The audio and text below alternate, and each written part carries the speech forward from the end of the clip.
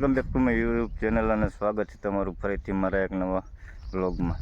તો મિત્રો આજે આપણે આવી ગયા છીએ પાછા વિડીયો બનાવવા વાડીએ, કેમ કે વાડીએ વરસાદ બહુ પીડ્યો હતો રાતે કાલે, એટલે વિડીયો બનાવવાનો નથી। તો આજે આપણે અત્યારે દિવસને આવ્યા છીએ સવારમાં વહેલા નાહી ધોઈને કમ્પ્લીટ થઈને।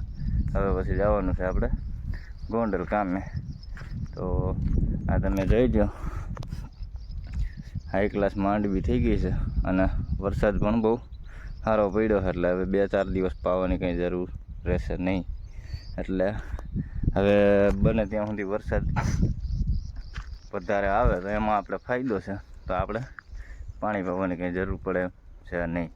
તો હવે આપણે આગળ મળીશું, કેમ કે આપણે જવાનું છે કામે। તો અત્યારે આપણે જો વણીને બધું તૈયાર કમ્પ્લીટ કરી રાખ્યું હતું, તો વરસાદ આવી ગયો તો ખાતર વાવવાનું બાકી રહી ગયું। અને હા, બળદકીઓને તૈયાર કરી રાખ્યા જોઈ શકો છો તમે। હવે આપણે ખાતર વાવવાનું હતું એ બાકી રહી ગયું, એટલે હવે આ વણીને આજનો દિવસ આરામ રહેશે અને આપણે પછી કામે વહી જવાનું છે ગોંડલ। એટલે પાણી તો વરસાદનું બહુ આવ્યું હતું, એમ તો વરસાદ બહુ સારો પડી ગયો।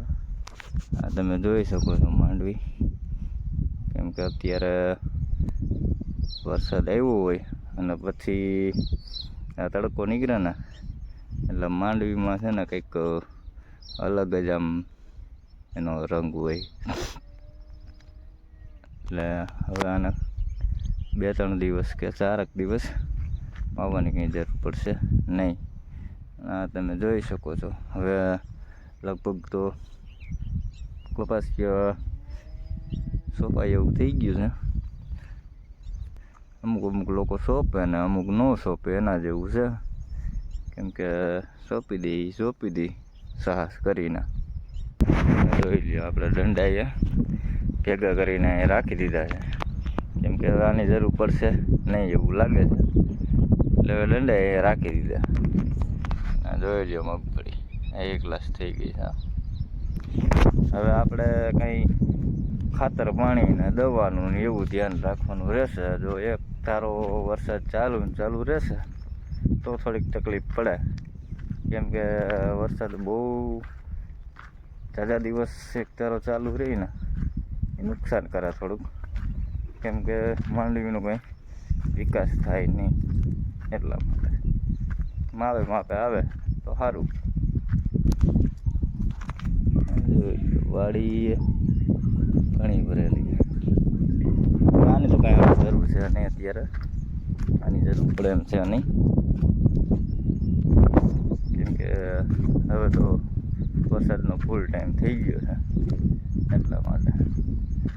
તો મિત્રો, ચેનલમાં તમે નવા હોવ તો આપણી ચેનલને સબસ્ક્રાઈબ કરી દેજો, લાઈક કરજો અને કોમેન્ટ કરજો, કેમ કે આપણી ચેનલ હજી ઘણી પાછળ છે।